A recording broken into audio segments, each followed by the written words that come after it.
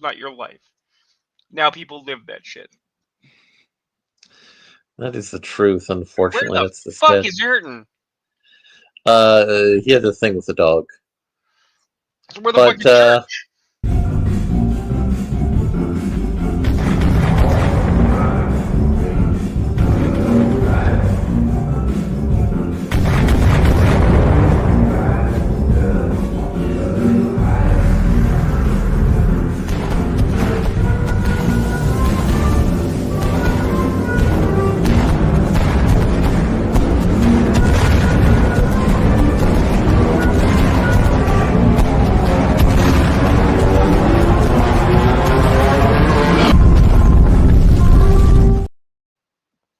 I mean, that is true, but that's not actually our opening. That is just well, I mean, that's just a statement of where Church is. yes, and I have that video on standby now as my excuse for whatever church is on time for the show. Right. No, Because it's perfect. It's perfect. I'm trying to find it real quick so I can put it in the chat. Because as you know, I actually found the opening for the show today. Mm. There it is. And it hasn't been killed. It's still on the internet. Poop. It is into Twitter, so we will have to make adjustments for presentation. You're putting that in the private chat? Yeah, I'm gonna put it in the private chat. All right. We're professionals here, folks. Mm-hmm. But you'll have to present and everything. No. We need to save that for Aaron. We need to say that for Ayrton? Okay. If he was here, that would have been our actual opening. I mean, I had a couple other options for that one too. But yeah, so Sure, but I just think it's novel that I saw something and went, "Oh, this is so stupid. The guys will love this." well, I mean, Aaron's into that joke. But yeah, so it's another week, and we've I don't know the film, but there's a film. It's got Martin Lawrence and somebody else, and in it, they stop by Mama's house. Mama it's slaps. it's Big Mama's house. No, they stop by Martin Lawrence's mother's house, and she slaps the shit out of him. And then she slaps the shit out of the white actor that is conveying with him, and he says, "Why'd you slap me?" And she's like, "Cause you're with him." All right, and I believe that applies, Larry. You could say that we watch stupid things and say stupid stuff because Ayrton is here, and that Ayrton likes it, or that Church likes it. But the fact of the matter is, all four of us are here. We're all responsible. You with us. Mm. You are a part of this. You are not innocent. So next week will be a rare treat. The show will be on my birthday. Oh boy. So that's something. So I have some. If we actually have any viewers, send Larry stuff for his birthday. I mean, we don't have that many viewers. Let's be real. Let's be real about that. I mean, they could send you socks. I don't know. Yeah. So we got some content to discuss, and I watched Mickey 17, which is the high concept sci-fi indie flick starring Robert Pattinson. I actually, one, did not watch it, and two, did not go out of my way to seek it out. But you approached me like 3 times to go, "Oh my god, this is fucking amazing!" So I am very interested. Well, it's one of those things that in the moment felt more amazing, and then I sat back and was going, well, it's interesting. It's interesting. It's well, it's one of the rare cases where I'll say if I was a letter grade reviewer, I would give this a C minus with a note on it that says needs improvement. Right. So, Church, how did blasting people with your death ray go? Oh, I mean, it's my new favorite thing every week. Exactly. As I was telling the audience That's why I'm going to play now every time Church is late or absent for the show as the excuse for why Church isn't here. Well, and I want to remind everyone that no real people were hurt in the filming of that video. It's strictly communist. Exactly. Yeah, I was exactly. going to say heretics are not people, Church. You're fine. Exactly. And you arrived just in time for me to talk about Mickey 17, the new Robert Pattinson joint. And I was kind Oh, of great!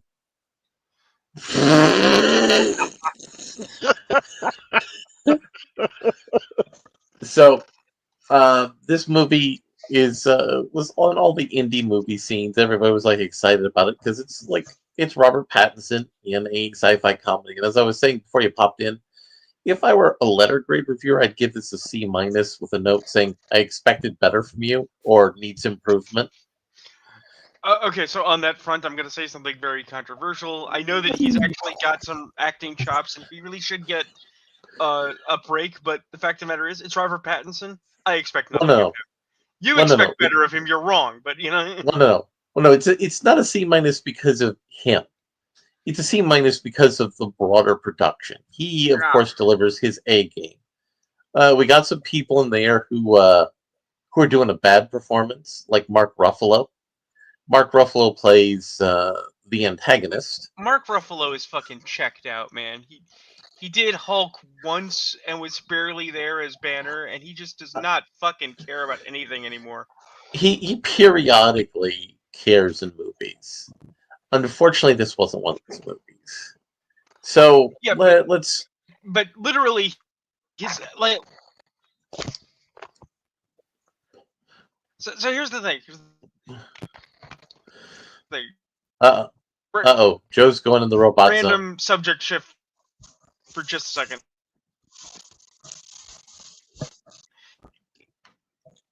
He was Banner in the Avengers film, right? Mm-hmm. And in Thor. Freaking out. Give me a minute.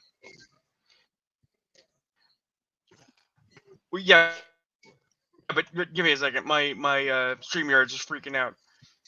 I think everybody's StreamYard is freaking out since they added scenes. Say, Holy, shows up, holy, right? Mm-hmm. His emotional lack is presented as a reflection of a hurt individual, and it works. Mm-hmm. The Thor actor, Mark Ruffalo, I can't even say it's himbo, but he wants to get really involved with all of his characters in all of the films that he's portraying because he just doesn't have to anymore. I was the Hulk once. People give me money now. I mean, he also It's did really a good. bad. He also did a good Oscar bait movie about microplastics. He was good in that movie because he gave a shit about that one. So let's lay out the basic plot of Mickey 17. Okay. Mickey 17 is his character is a C minus player at life. Not very bright, kind of a trusting, nice guy. A guy who's just always nice to have around. And he's got a friend who tells him that macaroons are going to be bigger than hamburgers. I got one word to say to you, Larry. Hmm? Plastics. Exactly. So Mickey gets all the loans out, including loans from people who charge non-traditional rates of interest. Oh, boys. Uh-huh. We're Yeah. about done on StreamYard. I don't know if you realize that. What do you mean we're about done on StreamYards? We can Sorry, only what? stream for 5 hours a month now under their new plans. Yeah. So we're gonna have to get a replacement soon. Either that or just cut the show down to Wow. like an hour. Ugh. Yeah, I don't guess they got too popular. We're gonna have to find an alternative platform. Yeah, for let's see.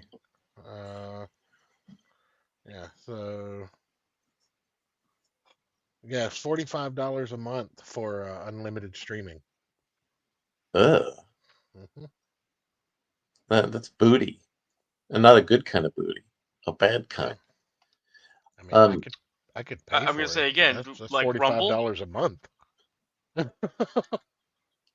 I mean, we'll circle around to do some show maintenance on that one. So Mickey and his friend, they encounter a loan shark, and the loan shark says, "Wherever you go, we'll find you." And so they volunteer to go on a deep space mission.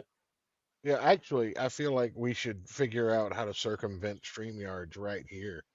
So let's just plot this out. There's four of us. Right, If we No. all had a stream, yeah, there's four of us when Ayrton's here. But if we all had a StreamYard account, right. then we could stream for Ah, 20 hours a I see. month. Ah. Yeah, that's a trick I might be able to pull off. But don't ask me That's to. that's the Don't move. ask me I to mean, pay for nothing.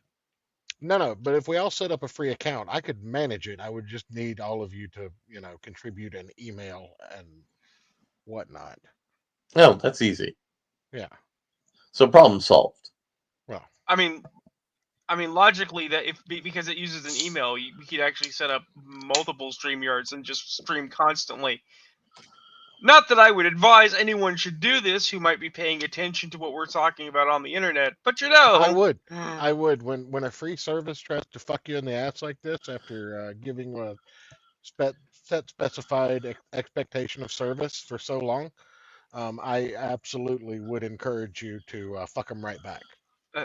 I mean, yes, we should. I'm just saying that I'm also, for the purposes of legal, not endorsing this course of action that I totally endorse people do. In the eternal words of Nick Ricada, what are they going to do? Sue me? Uh, uh, I'll let you guys know when I get the lawsuit in the mail. good.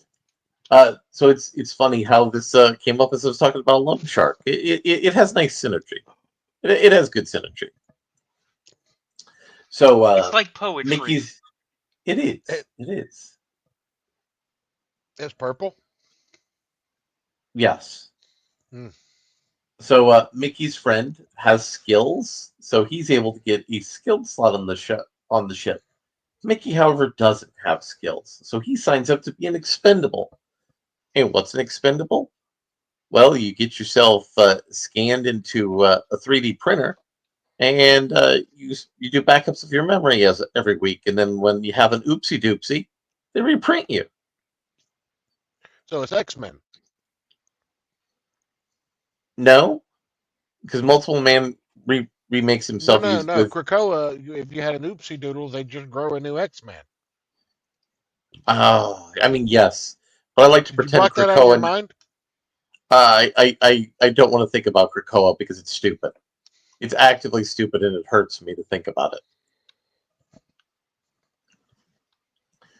But yes, so they have Mickey do various dumb things to die, and Mickey also meets a girl who's a cop on the spaceship, and they have an illicit relationship because the spaceship is run by a company that's also the church, that's also the government, that's setting up a space colony called Niflheim. Nipplheim. That Niflheim, sounds like a not great Niflheim. place. No, not Niflheim. It's Niflheim. It's because it's a big white snowball. I'm gonna be an asshole, but it is gonna help with this conversation. It's pronounced Niflheim. Niflheim. Right. But the way they spelled this was Niflheim. Nicolaj. It is spelled Niflheim, but it's pronounced Niflheim. They also pronounce it Niflheim on the movie. Truffle butter. It Walla. remember, Rune. I gave this movie a C minus, saying I'm disappointed in you. And these were the things that came down with the highs. So like Mickey is the expendable. They have him go out and test radiation poisoning for the ship, so they can get good data on radiation poisoning. When they get planet side, they have him test the air to see if there's pathogens that are deadly to humans. Good news, there were. And so they also used Mickey to develop antibodies so that the non-expendable parts of the crew can survive. But plants are frozen ice balls, so they're not going to be able to grow crops properly. So that's a problem. And it's also going to be a problem to set up settlement buildings because They were told they weren't allowed to have sex for 4.5 years while they're on the ship because there's a risk of pregnancy. Okay, so in fact, it's not you can't have any sexual actions. You just can't have Sexual consequences. Yeah. So masturbation's still okay. Well, no, because masturbation burns away too many calories, and there's a limited amount of food on the ship. Christ. Yeah. And eventually, the food on the ship. I don't know who wrote this, but that sounds horrifying. And also, they produce food with the protein recycler. Okay. Which means they put all the protein that they have on the ship into a device that melts it down into proto-protein that they can then 3D print out into quote-unquote food. Right. Now, not when you're the person running the ship, Mark Ruffalo and his wife. They get actual food. Right. And there's a lottery for an ordinary person to have food. So Mickey, as the expendable, falls in a hole when he's trying to catch the native creatures to see if they're edible. And they just print up a new one of him because they think the old one's dead. But turns out the native fauna is all about, well, no, we should help this guy because he's lost and kind of stupid. Right. And this starts off a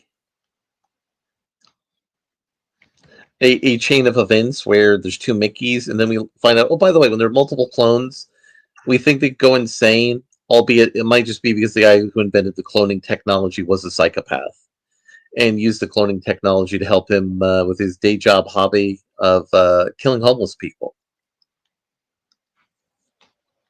I mean, that's what I would do. Well, yeah. So eventually, the crazy religious corporate quote-unquote fascist people want to gas all the bug creatures. They torture a baby bug creature. But Mickey's extraneous clone kills himself to save the bug creatures, who then in turn, much like the Pilgrim Indians, help us grow crops in the caves and help humanity survive. And then Mickey's girlfriend somehow becomes the leader of the colony, and Mickey stops the cloning technology, which was banned on Earth because they considered it unethical. As they should. So this is why I consider this a C- movie, because we didn't really get anything really interesting with the cloning device. There's also a subplot that the loan sharks found him in deep space. I have questions about that.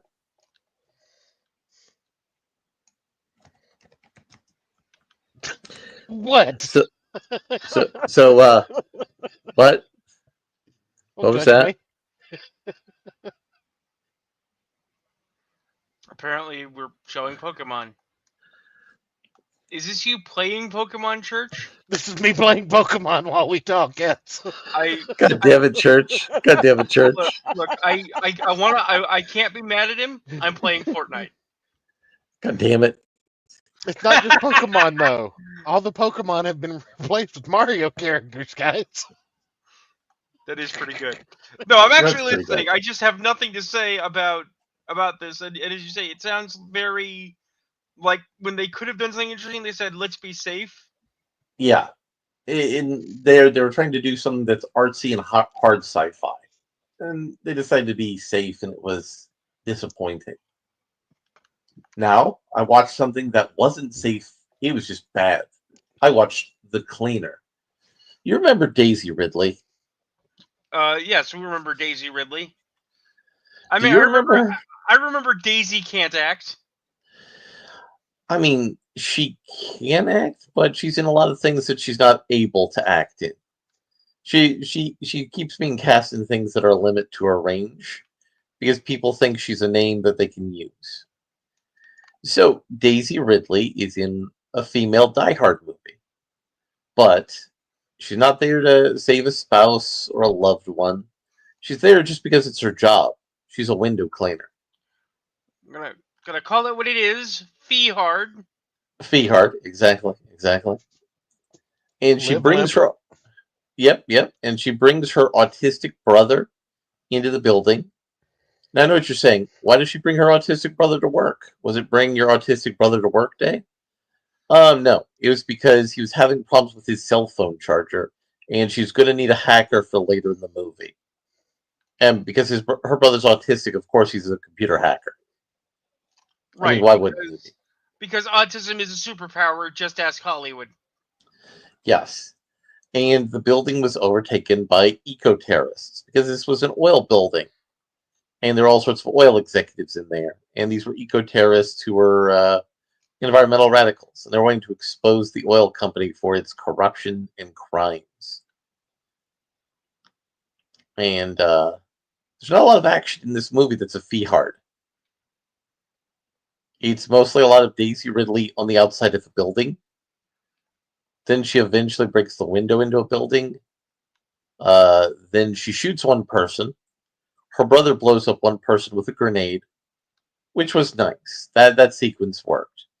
Then she burned somebody with steam, and then knocked them out a hole and falling onto the ground. Then she gets the bad guy to chase her, and then knocks him out a hole. So they try to do something that is like the iconic Hans Gruber falling out of Nakatomi Plaza, but without anything emotional happening there. It just, hey, this was in a Die Hard, so this has to be in a Die Hard knockoff Right. movie.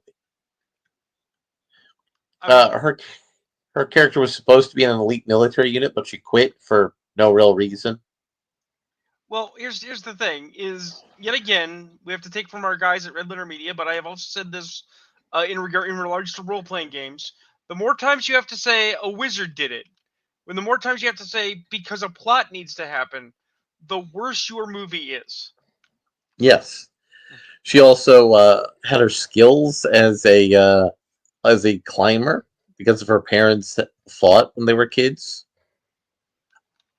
They don't really explain how that relates to climbing, but it was. And also the chief police lady, the lady who's in the Dad from Family Matters role, is the head of the London police who's organizing the terrorism response. What I want to know is why they're remaking Die Hard from a cleaning lady's perspective. Well, she's a former military cleaning lady. But that's a good question, Church. No. Stop. Take a step back. Okay. Say those words to me again. That's a good question, Church. No, the ones before that. Oh, that she's a former military cleaning lady? Because that's exactly the kind of, opportunities you have leaving the military uninjured is, cleaning lady. That's In the matter of first point, thing former She's not a matter of cleaning military. point, lady. She's a window cleaner specifically. More specifically, she's a window yeah, washer. but I'm actually going to bring facts into this bit of humor and say that in matter of point, my father was a bosun, and while bosuns cover many purposes, their ultimate overall purpose when they are not doing things like calling time with whistles is janitor. So, Mm-hmm.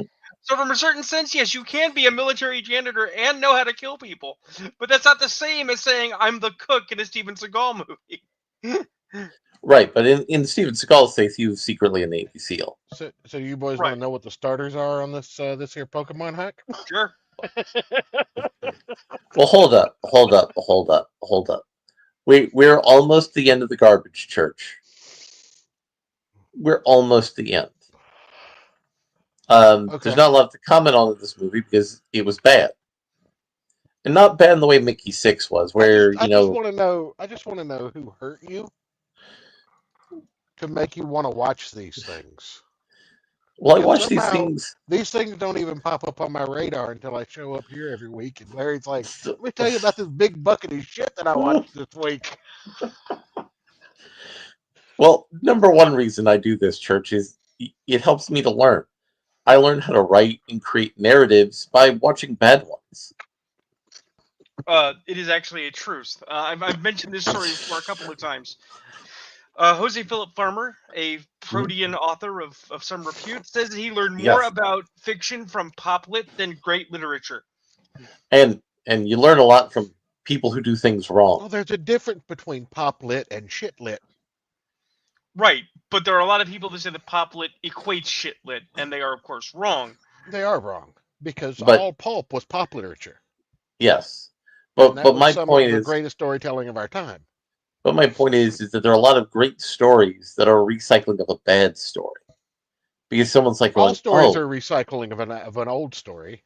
It's right, but I'm just how saying a you tell bad it that makes story. it a good or a bad story. Right, right. So basically, you learn to tell stories by saying, like, well, why didn't this work? Well, it didn't work for several reasons. Number one, she's just there on her job, and she knows the guy who's the terrorist leader. That's not a good motivation. Well, her brother's there. Well, she put her brother there. That's stupid. It's dumb. And also, she and her brother leak the secrets of the oil company at the end of the whole terrorism.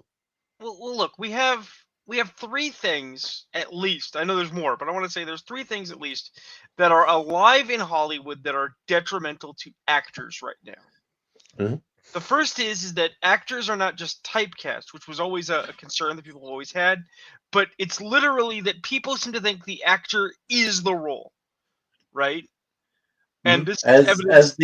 As the common joke is stock Ryan Reynolds performance or Well, stock Chris Pratt performance. yeah. But what I'm referring to is like they made Sulu gay in the Kelvin Star Treks, and then when they asked George Takei, a gay man, what do you think about this? He's like, my character was not gay, and I don't really appreciate it because I'm not that character. Right, but that's all about representation now, and it's all about Right. the quest for authenticity for new But generation. the next thing is that many of these actors, some of whom are TikTok stars, because apparently TikTok is somehow translating to an Instagram or translating to acting chops, which is insane. Well, no, it's translated to Are audience. getting selected, and these are people who could theoretically act, right? Like Daisy Ridley was doing the traditional Hollywood thing. She had bits as Corpse in an episode of uh CSI, right? But they need between 10 and 15 years of polish. You got to do a bunch of community theater and other garbage to get good enough to maybe be a big name. But they're getting bought up early because they're literally bought, which means they don't have a lot of rights, they don't have a lot of pull, and they can't actually control the roles that they're making. The actor's component in their acting is very low, Mm-hmm. right? Mm-hmm. And that brings us to the third problem, and this is a problem that both exists just as in industry and exists as once these people do get big. And the fact of the matter is that Daisy Ridley can't act. I'm not saying she's wooden. I'm not saying well she can't act because she's a woman, because that's bullshit. We know there are women that can act. I'm not saying she lacks some ineffable quality. What I mean is that she is not expected to act, so she doesn't act. She just walks onto her spot, says her lines, and walks on to the next spot. She can't emote. She doesn't engage. I don't believe her characters actually give a fuck. Because they Mm-hmm. don't. Because she doesn't give a fuck. Because her job is a payday and that's it. Mm-hmm. Mm-hmm. Okay? That's the thing. Could Daisy Ridley be an actress of note? Sure. Why did they get her for female Die Hard? Because then we can say, we got Daisy Ridley. You guys care about Daisy Ridley, right? You care so much about the optics of seeing Daisy Ridley. And then the question is, can Daisy Ridley act? No. And do you know how I know all this? Because I saw this with another actress. Megan Fox? No. Although, good guess. Amelia Clark. Who? Oh, Oh, Danny. Right. She Daenerys. was Daenerys Targaryen for 8 seasons of Game of Thrones, and whether you like all 8, which you don't have to, dear God, she was pretty capable at doing what she was doing. She does have acting chops. She should get a shot at real films. But But she can act what's the when first thing she got after getting off of Game of Thrones? Do any of you guys remember? No. the Terminator Terminator. Genesis. Yeah, Genesis. Yeah, Genesis. She was playing Sarah Connor, not being Sarah Connor with dark hair, and she was bad at it. Not because she was bad. She said her lines, did her bit. She was believably an action girl, right? But because the product was so rancid, Well, I mean, first of all, Jai Courtney was there cashing a paycheck. right? Jai Courtney is not a good actor. Right, and Arnold was there, getting to do a Terminator movie. Because Arnold is a big kid, and if you say, Arnold, we're going to pay you to do Terminator, he's like, okay. Hasta I la mean- vista. I mean, the Terminator movie after this, he actually required them to allow his character to talk about interior decorating. Right. Because he Which doesn't is- really care anymore. He's just having fun at this point. Yeah, and making money while he's having fun. But we actually watched something else, Rune and I both did, by somebody who cares. We watched the new Class of 09. I knew it. Well, I knew you were going to say that. You lying fuck. What? What? The guy who made it does care. What? Oh, God. well, All before right. you get all into this, you gotta look at these starters because I've been holding up my game. right. Okay. God damn it, Church. All right, fine. All right. They're Mario characters. All right, what are the starters? What do we got? Let me remember my controls here. Cactus Jack. It's the grass type. No. No. That's not a cactus, Church. Got Blurp, the water type. Wait. Is Blurp the stand-in for the fish that if we beat it to Well, death, these are starters. They evolve. Yeah, so it's going to turn into a Gyarados, right? But not Gyarados. It'll turn into the big fish. And then Padubu. I mean, No. Padubu looks like the best choice. Yeah, it's the Fireball from Bowser's Castle. Take the Fireball. It goes Yeah. with being red. All right, we'll take the Fireball. All right. What do we name the Fireball?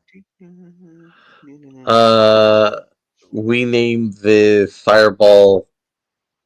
Fireball Whiskey. Right. If you have the space, which I don't think you do, Little Hibachi. Little Hibachi. That's good. All right, I think you can pull off Lil Hibachi. that's what I'm going for. Yeah.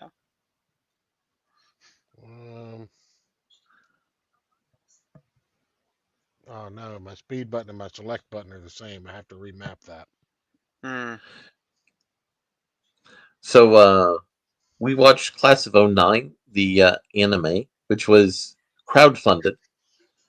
The fans demanded it, and these was produced after the video game in the series where the creator said, "Fuck you, fans! I'm going to make fun of you mercilessly." So that was a bold strategy on his part. So I do want you to continue describing this, but I just want to say for clarity, there is a hinterland where talent must collide with care. Because if you care but you have no talent, you get Class of 09. I mean, Class of 09 is not absent of talent. Yeah, But but I think other creators who helped make this product happen had the talent. The guy who originated the idea needed guidance. I mean, yes, he needed guidance. So, Church, do you remember the Class of 09 video games when we reviewed them on this show? I do remember it being talked about briefly, and I also live streamed it on the show. Oh yeah. The thing where the relationship sim. Yeah, it's your standard visual novel about two deplorable high school girls. Yeah. So it had a big enough fan base, the creator crowdfunded to make an anime. And as is the case when you're adapting a light novel to an anime, it's not the same sort of narrative, because it can't be. So it is set in a fictionalized 2009 in a DC suburb in the Maryland area. Particularly, I believe it was set in Maryland. And we have our protagonists, Jekka and Nicole. And Nicole is trying to get a belt. And Jekka wants to go into Hot Topic after her Chipotle. Let's be clear, because this is pertinent. it's not just a belt, Larry. You have to say what is unique about the It's belt. a cummerbund. No. It is It's a belt with like silver filigree, and the belt buckle is the word "fuck" in capital letters. and it's from some celebrity. What's it? Yeah. So Jekka wants to go into Hot Topic with her Chipotle, and she's told she's not allowed to eat it in there. Also, after Nicole tried to light up her cigarette, she was told you can't smoke in here because you can't smoke in the mall. Everybody knows that. So the character who is the manager at the Hot Topic also was protesting outside a Chipotle. So Jekka, in an act of revenge that is appropriate for a sitcom-ish thing, organized a protest of Hot Topic and organized various shenanigans to attack Hot Topic. And it would be a fine slice of life anime episode. It wouldn't set the world on fire. It doesn't get deep into the more sexually depraved and disturbing aspects of Class of '09. It Yeah. doesn't. Except for the last scene in the episode. I mean, So that's light for Class of '09. well, here's the thing. So Larry has revealed to me through insidious inner sources that he has that the author of Class of '09 styled the character that we call the nerd, the skeevy nerd that's into chicks, but has no chance in hell, after themselves, Yes. right?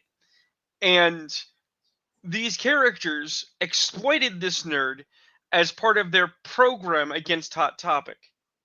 Yes. And then at the end of the episode, when the nerd is outraged because having been promised nudes, they turned out to be not the nudes from the girls he wanted the nudes from, which is not how this would work. I think a nerd would be happy with any tits they got.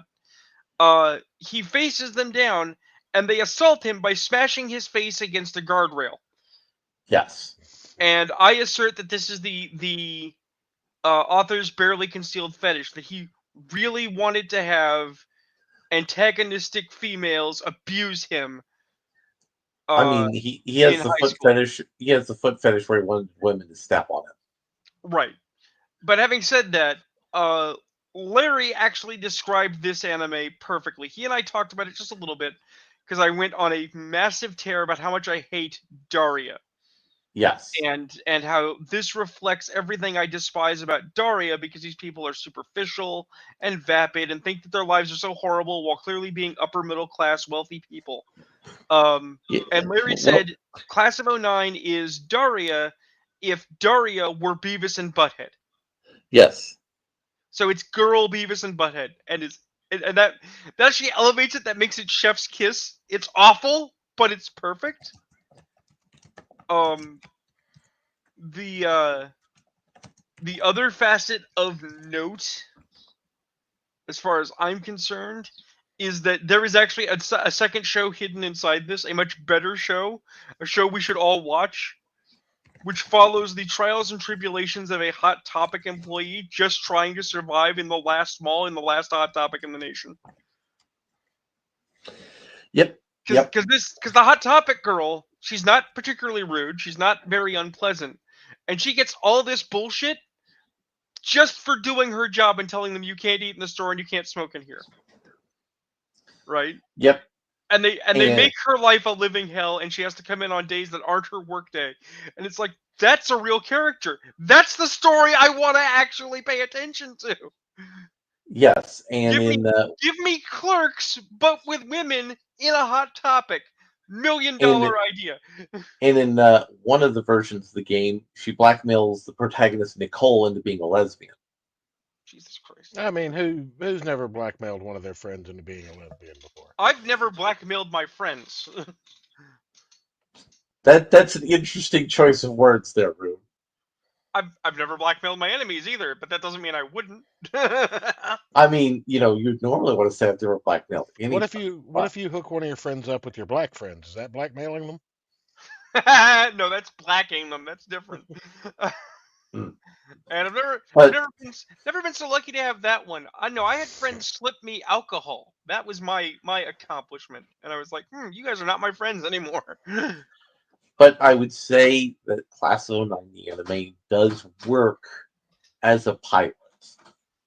It's not necessarily a good pilot, but most pilots aren't good.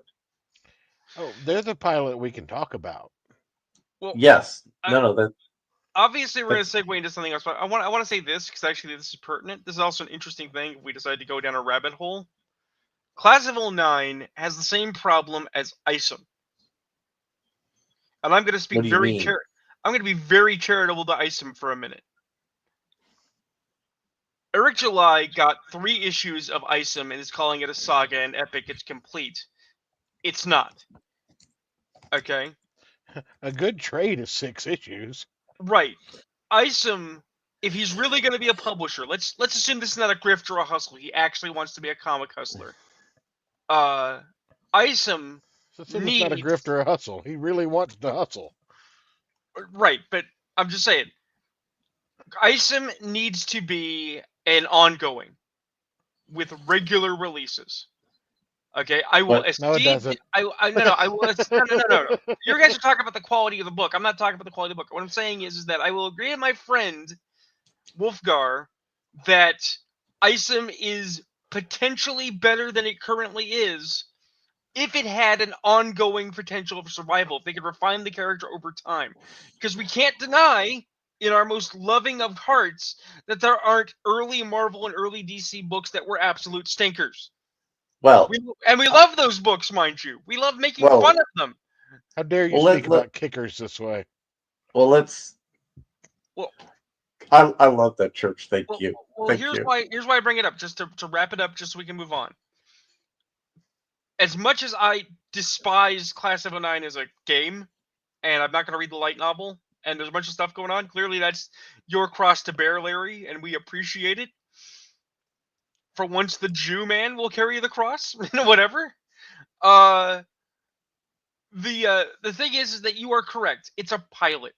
If it Mhm. was a pilot of at least 6 episodes, not 4, fuck 4. If it was 6 episodes, if it was a pilot of a 12 episode, right? If they said we got greenlit for the series, guys, and this is our pilot, I'd be interested because maybe over time and across episodes, you could have these people do a bunch of stupid stories that you hate and then have them have the turn face heel where you Mhm. realize that they're just as confused as everyone else and maybe they didn't mean to be assholes, and you could have like a narrative with themes about growing up and figuring out the world and who are you. But we're never gonna get that. What we get is a snapshot of 2 nasty bitches have a nasty day and take it out on everyone. Well, I mean, The- Nicole's the way she is because her dad committed suicide and said, "I killed myself because of you." Right, but we don't see that in the show. The Right. the show is actually the product is damaged by its format being 1 episode long, but it's not like a movie. It doesn't tell a Yeah. complete actual story. It Correct. tells it It's an tells part episode. of a It's an story. episode. It's an episode. Yeah, Um, but yeah. So let's get back to the Ison thing that Rune mentioned because sure. this is something prudent. I was talking to somebody from War Campaign of all people. I said, "Look, let's put aside the quality issues. What we wanted out of Comicsgate was a new comic company with new ongoings and a new platform to make and produce the kind of comics we want." Eric made a platform. He set up a platform. Now what's coming out of it is awful, but Eric delivered what we wanted. And I can't be super mad at Eric for that part of his comics journey. Because I mean, real talk, wouldn't you have loved Richard C. Meyer to be able to put out 4 to 6 comic books a year? Uh, I mean, I never really cared for his books particularly, but I get the sentiment to it.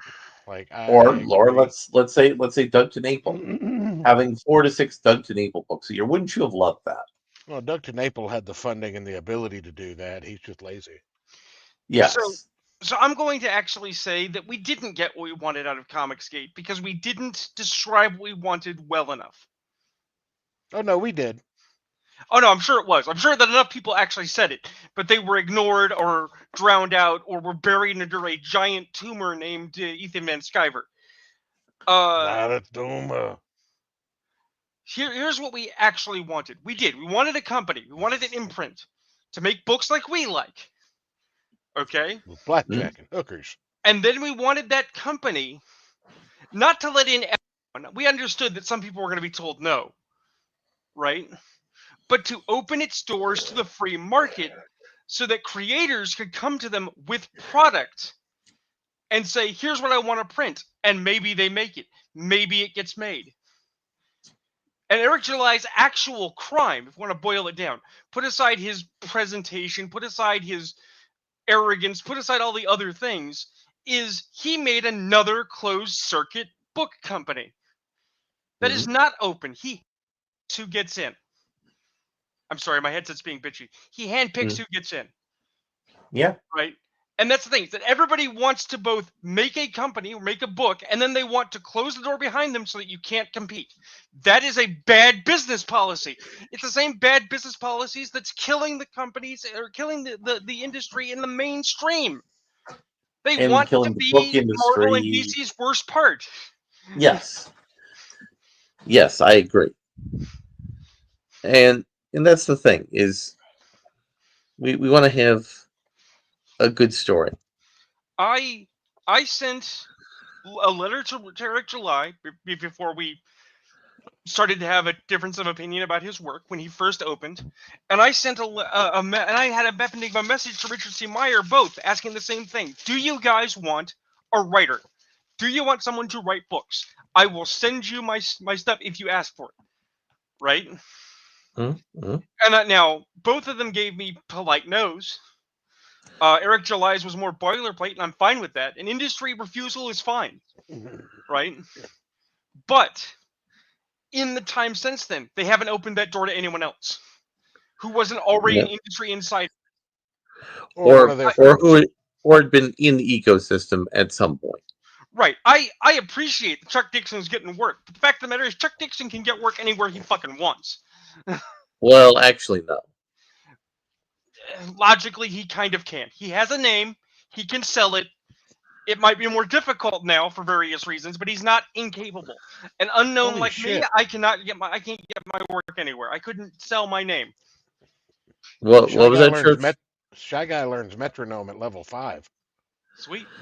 Oh, god damn it. Somebody pulled the media on the fucking trailer. What trailer? Just a second, I have to find it in another source. Well, while you're pulling that up, though, let me ask you a question. Do you think we're going to air it tonight at all? No. He had a thing. So we're not going to run that vid I got, because I'm concerned that's going to get pulled as well. Yeah, it looks like Warner has nuked the trailer. Oh no, it's out there. No, let's see. Oh, here we go. Maybe this isn't the full trailer, but I found one here. Give me a second. One moment. So many mistakes. Share screen. Share screen. I have to do share screen the terrible way because I'm not switching on my browser, even though I should. Here we go. Now you know this is okay though because the copyright bots can't see it because it says copyright on there. That's right. Copyright bots can't see you if you wear the sheet. You gotta turn it up. It's really low. In just a second. Let's go back. And here we go.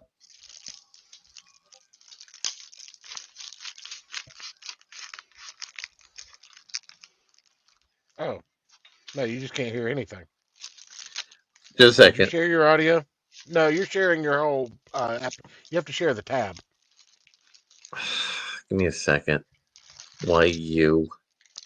Let's stop screen present. Mother effer. Church, I'm going to need you to pull this up because I'm already every sharing my Pokemans. Okay. God, Church. give me a second. Give me a second. Church, our tech guy is out of the place. Larry's having a problem, and I don't know how to do this. Do your fucking job. But I do my no, job. I've done my job for 70 hours this week. Go fuck yourself. I'm playing Pokemans. but yeah, no, it's here we go. If you can pull that up, Church, I'd appreciate that. It's because every time I've tried to log my StreamYards into a Chromium browser, it complains to me, even though it wants to be on a Chromium browser. Have you tried upgrading to Brave? That's also a Chromium browser. It complained when I tried to use that. Yes, but Brave is by a ex-Google employee who worked on Chrome, who was like, what if I made Chrome with none of the bullshit that I hated them putting in? All right. All right, I got it. Give me 1 second. Pull it up. Yeah, no, mean to get so triggered there, but I literally worked 70 hours this week, so Yeah. watch that shit. No, I was giving you the red ass. Blossom was constantly stressed. Wait, is it daylight savings? Buttercup was constantly rebellious. I'm not wearing that dress anymore. It's gender normative and ass ugly. And Bubbles was constantly drinking. Go get him! And on one fateful day, the girls made a fatal error, costing Mojo his life. In the wake of disaster, Blossom ran away. Buttercup became a real hero. And Bubbles, well, she made it all the way to Hollywood Boulevard. Hi, I'm Bubbles. Everybody wants to talk to Fake Jesus. Hi. Well, oops, baby. The Powerpuff Girls are coming to town tomorrow. All three. Can we talk about the use of Young Gravy's "Oops" Yeah. in the trailer being just fantastic? Yeah, it's appropriate for this. Also, little known fact to our audience: Young Gravy and Baby No Money did a collaboration album, and the name of the artist on the collaboration album was Baby Gravy. I don't like that name. Are the Powerpuff Girls reteaming? Hell no, I am never caping for Townsville again. The three V's back in Townsville. I didn't want to bring this up yet, but I have reason to believe a darkness may be returning. Like monsters?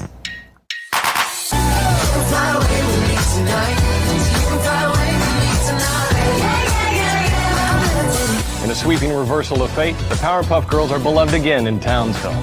You're my daughter's first, and your happiness is all that matters. I'm really sorry for accusing my dad of mass terrorism. Yeah. Is she flirting? I guess we're even. I mean, we are not even. I mean, just like.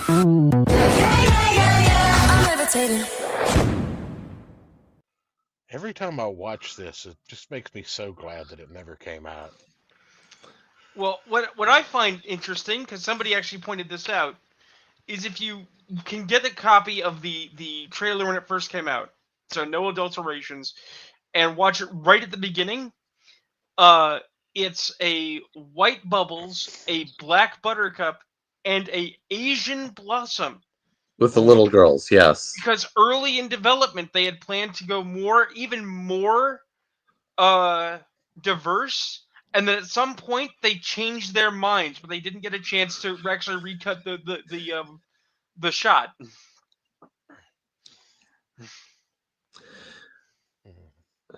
And that would have gone over like a wet fart, let me tell you. Oh. Now, something else that goes over like a wet fart.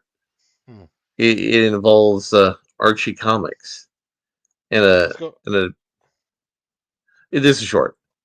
No, what's going on with Archie comics? Somebody referenced a Jay and Silent Bob Meet the Archies, but Aaron Sparrow brought up an interesting point. This feels so much more dated than Archie still being stuck in the 50s. Also, great decision having Betty stand in for the character that sucked 36 dicks. So here's the question. Which of those two is more likely to have sucked 36 dicks? Betty or Veronica? Absolutely, Veronica. Veronica. Veronica sucked all the dicks. Mm, mm, mm. What I But- find... I'm sorry, go ahead. Well, you go ahead. What I was going to say is what I find interesting is the Archie porn parody is not only reasonably character accurate, but is still better than this. Yes. How do As you I guys pointed, know about so many porn parodies that I don't? well, the guy who actually does the porn parodies was a hot thing on the internet for a while because he was being Is he critical. your uncle? No, but he was being critical of the MCU and DCEU, and he was explaining how his porn formula necessitates him to have a higher character fidelity than the Marvel and DC movies did. Right. One of the I jokes can is see that. one of the jokes is that the porn parodies actually have to have costumes that look like the characters are pretending to be. Or at least as close as they're allowed to do without copyright and trademark infringement. So My the Avengers. my dad had a Star Trek one at one point that was. It actually had a decent storyline to it. I remember that So one. like the Avengers Yeah. porn parody has a Hawkeye who actually wears purple and looks like Hawkeye. Yes. Oh, I know. And there's a Batman porn parody that does a perfect remake of a shot from the 1960 whatever Batman series, where Dick Grayson and Bruce Wayne are playing 3D chess together. There's also China playing the She-Hulk in one of the Avengers ones. Well, because the That's ongoing a tragic story. That is a China. tragic story. Yeah. But the ongoing irony is that porn doesn't have to try hard, right? And we've all But seen parody porn does, apparently. it actually doesn't, but they do. They have craftsmanship, which means that if you took these same people, you take these actors, you take these directors, and you said, "Okay, guys, we're gonna give you some actual money. You can't have people fuck, but I want you to make an actual movie. I don't mean a big movie. I mean like a small movie. Make a real movie. Do some acting." They can't. They have the capacity. Not everybody. Some of them might be really bad at it, but some of them actually could be real performers in mainstream work if they wanted to be. Well, I mean, Sylvester Stallone did porn before he got into acting for real. Sylvester Stallone, Tracy Lords. Oh, there was something I wanted to bring up after we get through this porn diatribe with you, Larry. And Rune, actually, because you seem to have thoughts and feelings on this, even though I didn't think you would. But anyway, so what's your play in? What do you want to bring up, Church? John Cena turning heel. Yes. I mean, the superhero turning villain for the first time. Not the first time. The first time it mattered. He's turning back to being a villain. He was never a good villain in the beginning, though. Now he's kind of a good villain. I mean, yes, he is, and also he's turning a villain on his retirement tour. Let's not forget that aspect. And here's my theory, and this is what we can discuss and extrapolate on and break down. So I was talking to my wife about it, and she's kind of dipping her toes into the history of professional wrestling because of all the documentaries. Mm-hmm. So I had to explain to her why this is a big deal, because John Cena is one of the only people that ever tied with Ric Flair in the number of championship holds. Mm-hmm. And there's in my head, I think there's kind of a 50-50 chance that they'll give Cena this record. I think that it's time to take it away. And let me finish. Yeah. This is the whole diatribe thing. I think that it makes sense to give it to Cena on one hand, because then it makes it easier to do it again in the future. If you take away that prestigious thing that Ric Flair has, while Ric Flair's still alive, it makes it something that is achievable again and continue to be surpassed and actually can mean something in the future. Mm-hmm. But it's something that would be disrespectful to do once Ric Flair dies. I mean, but let's I'm not going to disagree with you. I don't think it's that disrespectful, but well, I in the wrestling fans' eyes, I think. yes. Look, I don't know what we're talking about. The idea that John Cena's turned heel. I saw that Chinese apology tour. He's been a heel a long time. But what I'm getting at is it's the perfect time for him to do it too on his retirement tour Mm. because you have the perfect baby face as champion. You have Mm. Ric Flair returning, and there's the potential that I talked with Gator about on Twitter of him starting to form with Cody Rhodes a new Four Horsemen stable, Well, which would also be interesting. You know, maybe having the first woman horseman in Charlotte Flair. Does this mean that Ric Flair is going to be Death because he's on Death's Door? no, he's not on death's door. He's not He on is death's once door. again he is once again thwarted death. Yes. I'm just saying, Ric Flair is basically going to be in the ring until he dies in the ring. Oh no, they'll never let him wrestle again. Not after his last. Not WWE.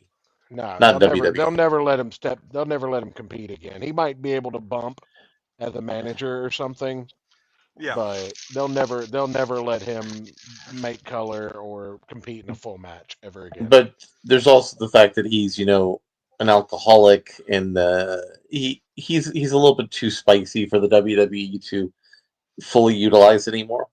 But I want to hop back for a moment. Because there's something more important you're missing out on this. Because WrestleMania is not the end of the John Cena retirement tour. No, it's not. That means they have time to let him take the title from Cody and for Cody to get it back before Cena retires. Oh no, Cody's not going to get back, sir.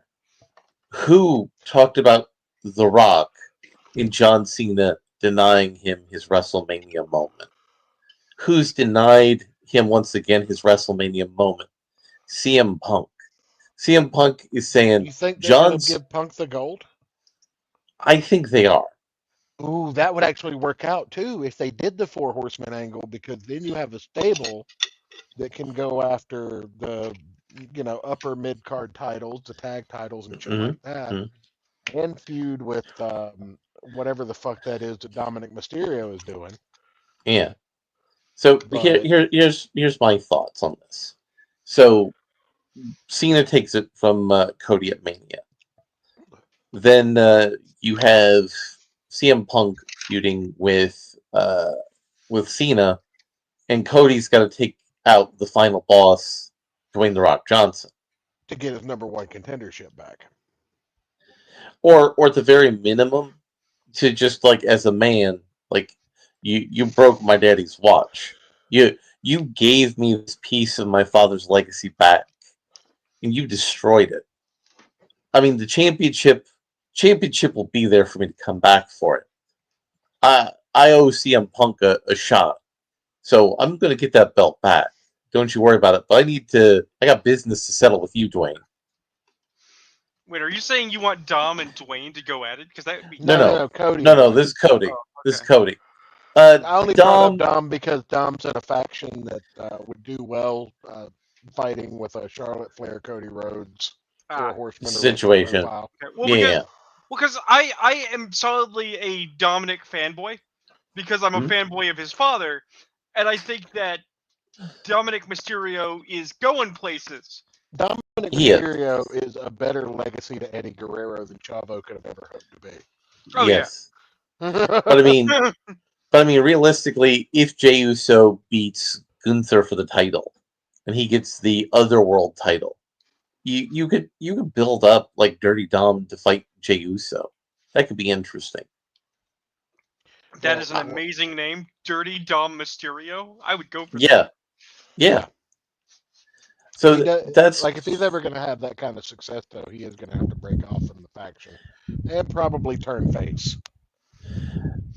I mean, or Liv, the only other strong person in that faction, he turns heel on her.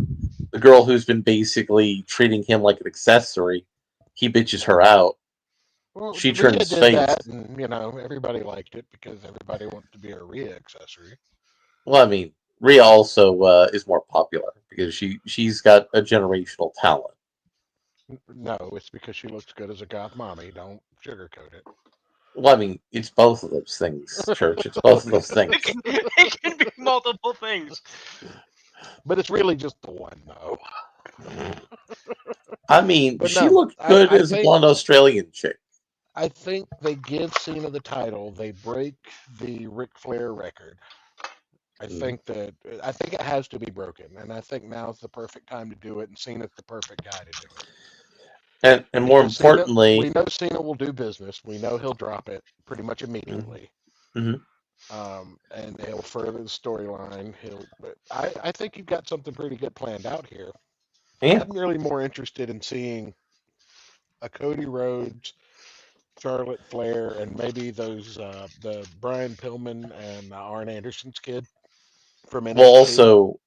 also they want to bring in Randy Orton into this Nah, because Randy well, Orton no, no, would never play well as a horseman. He has backstabbed every team member he's ever had. no, no, Now no, you no, bring Church. Randy Orton in, no, hold on. You bring Randy Orton in after Charlotte Flair and Cody Rhodes disagree, paying homage to the original Dusty Rhodes Ric Flair disagreements in the Four Horsemen. I mean, that's an angle, but here's the pitch. Cody was originally in a faction with Mr. Orton. Yeah, So but they I don't. come together to fight against, the influence Yeah, of the Dwayne. And just as Cody's recovers his title from CM Punk, who gets it, it's it's it's the back to fucking Viper City. yeah, but it's back to Viper City. He was playing Cody Rhodes for a chump, and you see, unlike the normal white meat baby face who keeps getting betrayed by people like this, it just rolls off of Cody. He's just that good of a guy. Well, I mean, you got to think. Cody grew up seeing his dad go through it. Hmm? And also, He's never. Cody was good friends with The Rock when he was a kid, and The Rock Yeah, was a young dude. yeah. But no, I think it's probably the most interesting thing the WWE's done in a long time. I didn't see it coming. No, I, no. I never in a million years expected the idea of John Cena's heel turn on his retirement tour. I mean, Make a Wish Cena, fucking I mean, is this? Superman turns heel. But also something else that's interesting about this is the ultimate way to ensure that Cena doesn't get tempted to come back for one more dip at the well. Oh You yeah, you no. you use the heel turn and his redemption at the end as the final exclamation Well, point it's for very a legendary career. it's very reminiscent of what they did with NWO Hulk Hogan and The Rock. Yes, yes. But I personally, if I had the book, I would put heel Cena over Cody. I would have this be a reason to put Cody versus The Rock because I think you don't need the belt on Cody right now to get him any more over. I think having Cody be the hero who defeats the evil boss of the company is the way to go, and Cody's the best guy for that. I think you have Punk take out Cena, and then you have guys like Drew McIntyre finally get their shot at Punk. And you could just do a lot of interesting side bits with that. You Yeah. could also have a younger guy come up on CM Punk and go like, you sold out, man. You've become what you were always against. And it gets a little diluted. You know, the WWE's never been great at balancing so many angles at once. Yeah, but they got a lot of creative fuel in the fire this time. But So I believe in it. well, yeah, I think, like I said, I think it's a good move. I think it's definitely one of the better moves they've made in the Netflix era so far.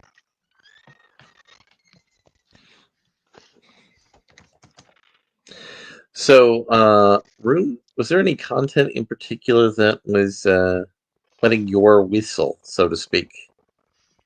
Well, let's consult the 3DBB.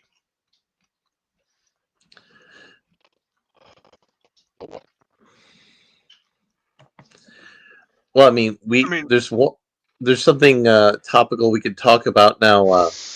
For anybody in our audience who might be racially offended, Church, if you could pull this bit up. If you can get It's not. Wait. It's not gonna be Daniel Radcliffe saying the word, is it? It is Daniel Radcliffe saying the word, the gamer word. All right. But step away for just a second. Sure.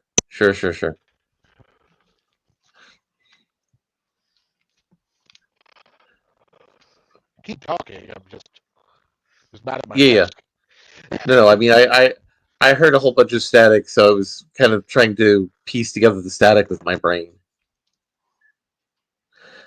But yeah. So for those of you, it's a little better.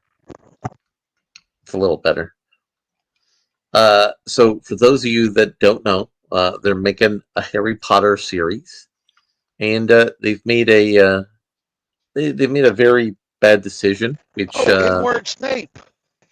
yes. So if you could pull that link up when you're at your desk there.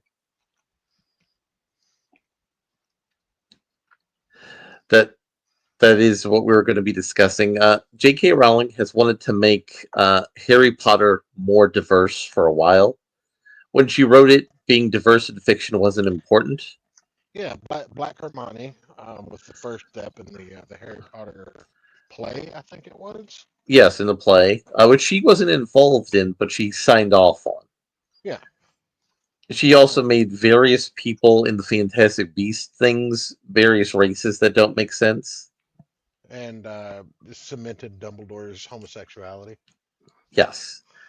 All those weird little things. But when I was discussing this with one of my people in the entertainment industry, they said that they're making this Harry Potter reboot. Here we go. And if you can play that there. Harry and Snape interactions in the book. Harry and Snape interactions in the HBO show. Nate! What are you doing, man? Shut the fuck up, nigger! So yes, they are casting a black guy to play Snape, which everybody on the internet immediately says, this is a bad idea. This is a bad idea on innumerable levels. So here's the problem. Here's the thing. It's not just the obvious that lefties are saying this is a bad idea, or righties are saying this is a bad idea for various reasons. Everybody's saying it. Yeah, racial supremacists who are in favor of African American supremacy are saying this is a bad idea because it doesn't add up correctly. They're saying that Snape is better as a white man because that's better for the narrative of oppression. So, Church, are you a fan of the Harry Potter books? I was. I believe they've gotten a little too out of hand in their popularity. They're not that great. How about you, Rune? Were you ever a fan of the Harry Potter books? No, I fucking hate Harry Potter. Why did you hate Harry Potter? Besides, it's a fucking knockoff of The Worst Witch, and there's nothing original or interesting about it. Because of how God... Not a knockoff of The Worst Witch. It's a knockoff of Star Wars. Get it right. It's a knockoff of both. But quite frankly, I do not care for it because of how utterly fucking insufferable the ignorant normies that form up its fan base are. So I have several different complaints. One of them is it became the perfect distillate of the empty vessel protagonist, and it was so successful. Everybody wanted to do an empty vessel protagonist, and we are still feeling the consequences of that to this day because of the empty vessel protagonist. Voldemort is the second most evil person people can think of after Hitler, which is lazy because he's Wizard Hitler. Except he's not. He's third Hitler. Because remember, Grindelwald was actual Wizard Hitler. Because Hitler's the only bad guy they can fucking write. Yeah. So, There are several layers to this problem. It's like an ogre. It's got layers. Right. But So we're making Harry's dad a racist unless we make Harry black or brown. And if you make Harry black or brown, you're going to have more problems than making Snape black or brown.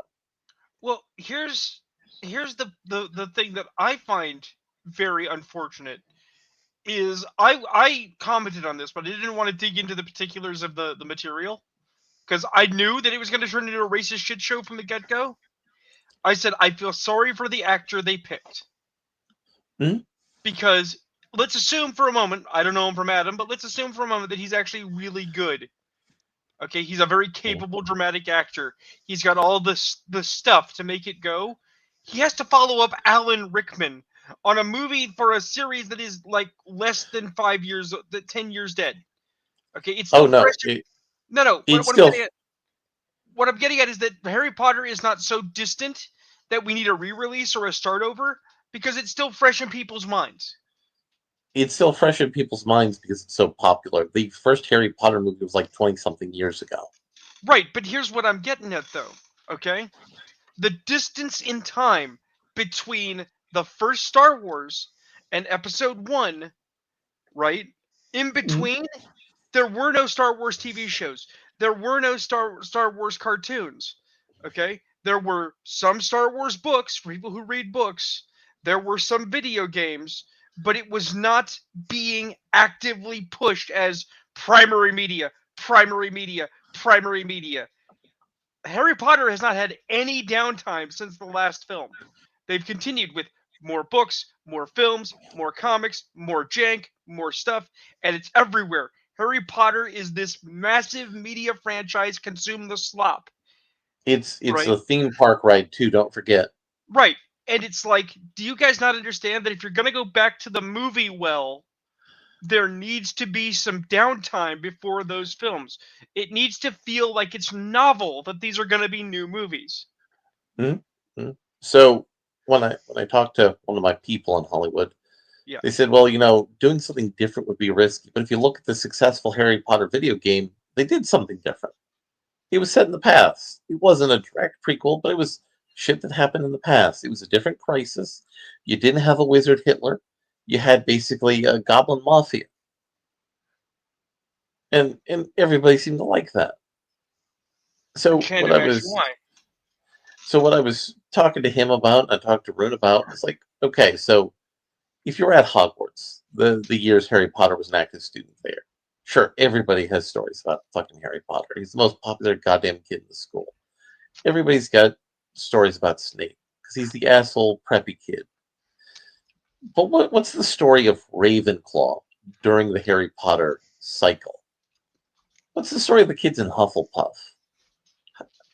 I mean, obviously the kids in Hufflepuff were putting out weed to help people deal with the anxiety when the forces of Voldemort were taking over the school. I mean, let me just put this out there. There is a wealth of information that has nothing to do with the era of Harry Potter or Voldemort in those houses, in the history of those houses. Like you can actually make a lot of media and a lot of money diving into the deep of those houses in their origin all the way up to Voldemort and Harry Potter.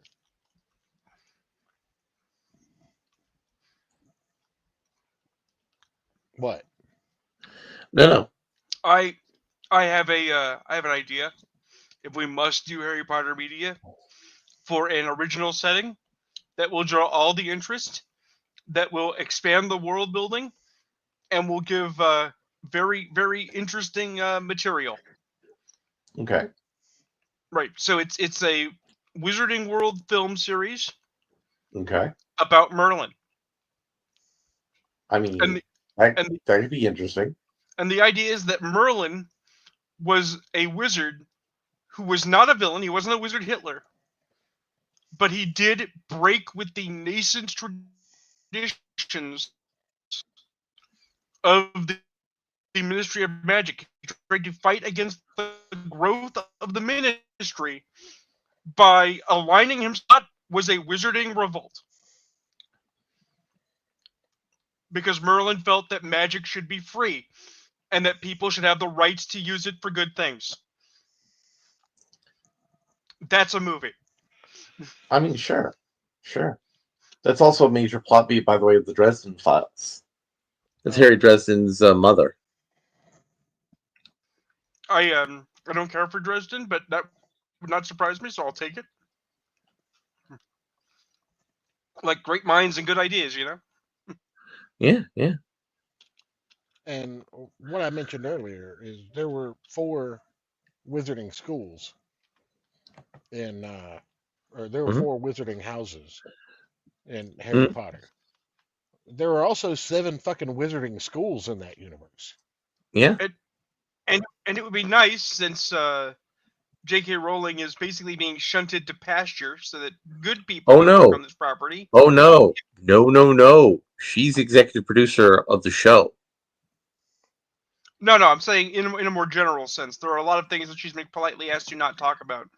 It'd be nice if with this material, someone actually dug in and perhaps got some better world building.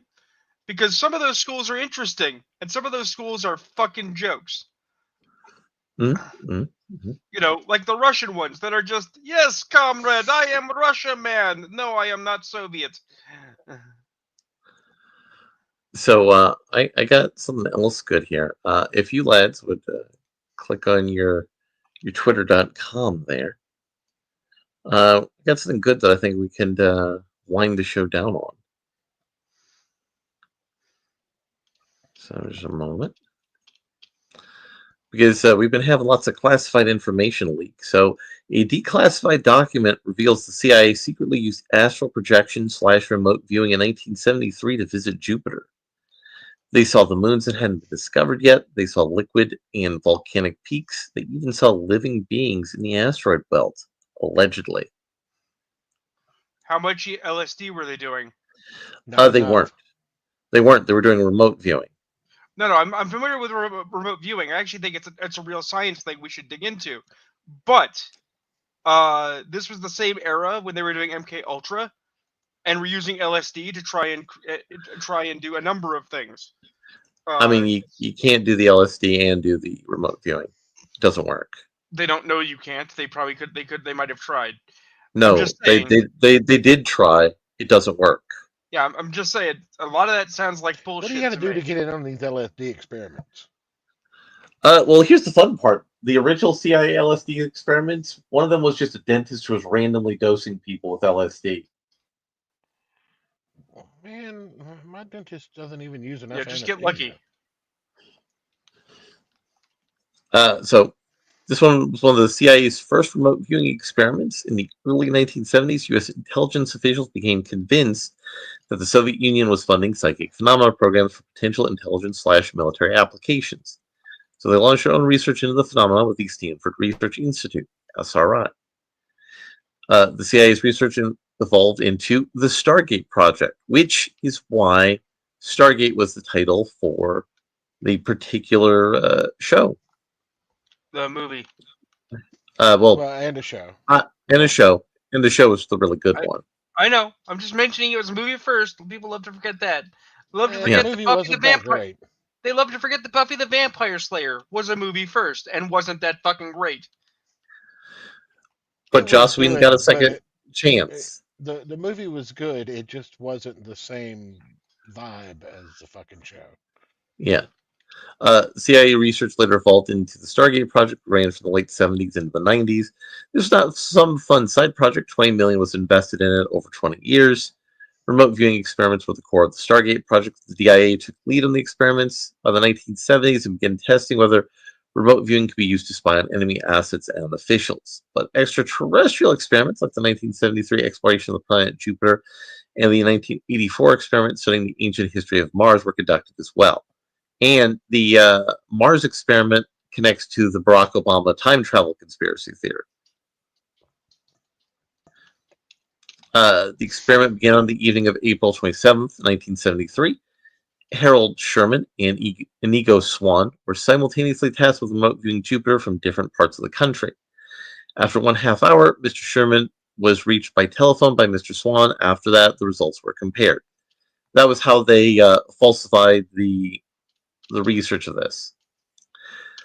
So I'm going to read the first document. They have a link here. As a result of conversations between Mr.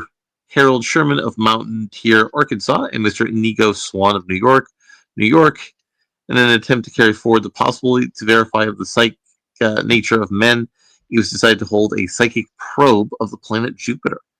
As with any experiment, the necessity of feedback potential must characterize any experimental work undertaken with the psychical nature of men.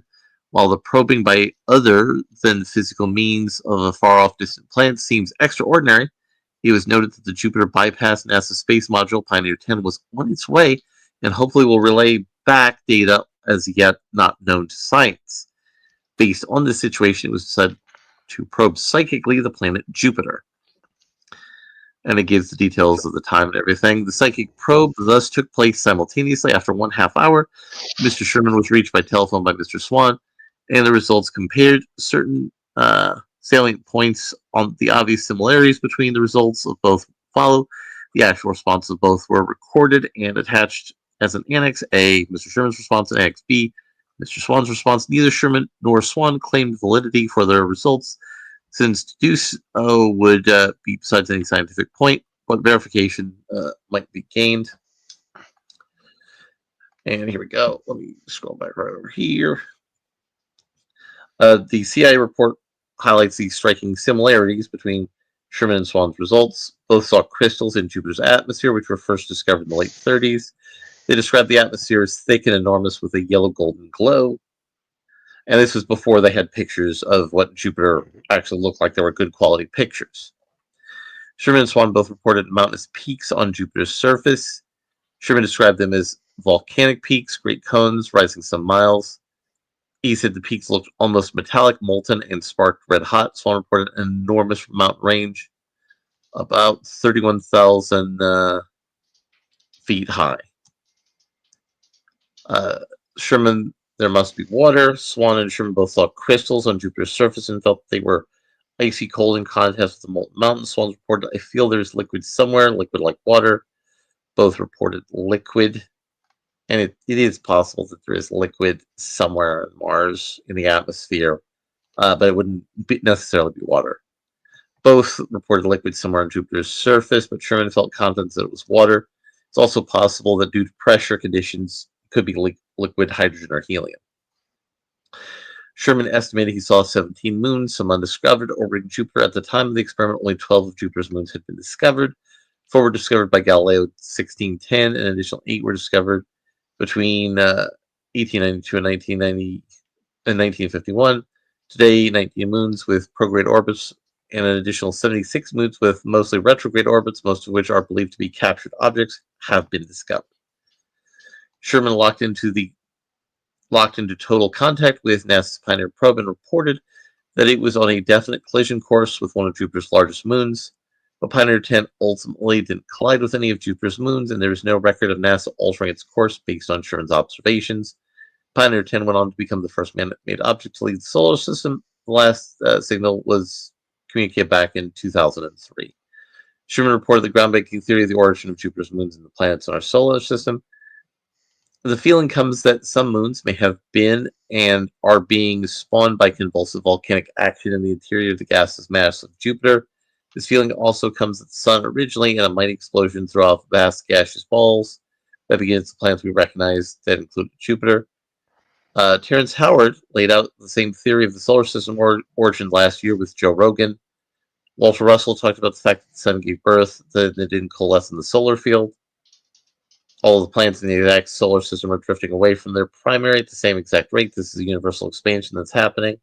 If you add up literally how long it would take the Earth to go from the sun to 93,000 miles away, it would take a lot of years.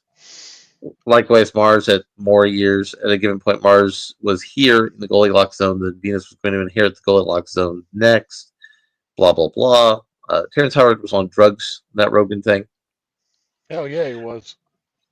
Sherman observed life forms in the asteroid between Mars and in the asteroid belt between Mars and Jupiter. He even felt that an intelligence or directing force inconceivable to us was creating new worlds in the region.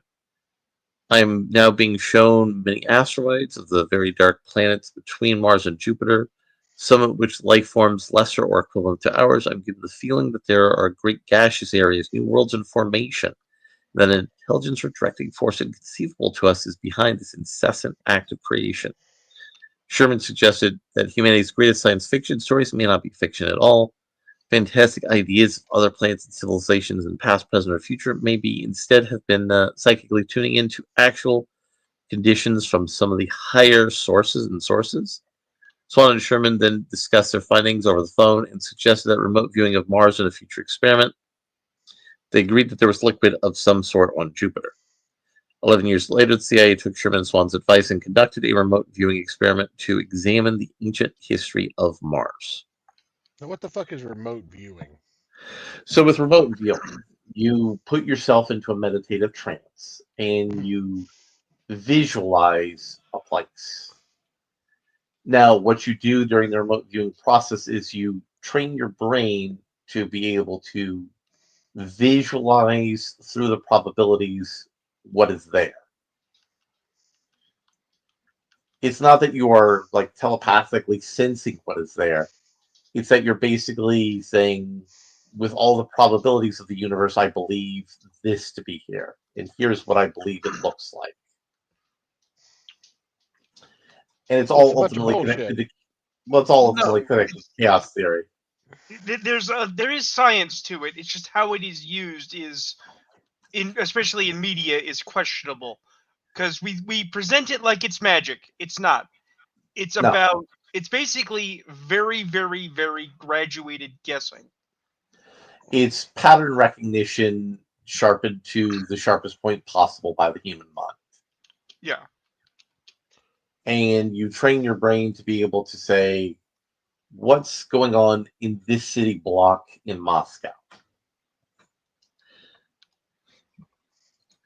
They went back in time using astral projection and remote viewing, which can be interrelated. A million years in the past in Mars, and they saw pyramids, and they spoke to beings that built them, and they saw the end of the ancient civilization. So, what do you think about aliens? I don't buy it. I don't think that's what that's for. I think they're losing the plot. Mm-hmm. Well, there's some people who speak about the clear and emerging role of the aliens in our culture as a new religious experience.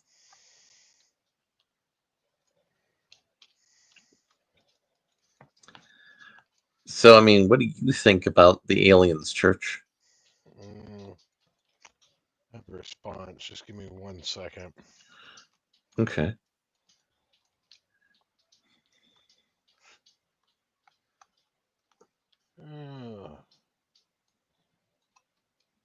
Where is he?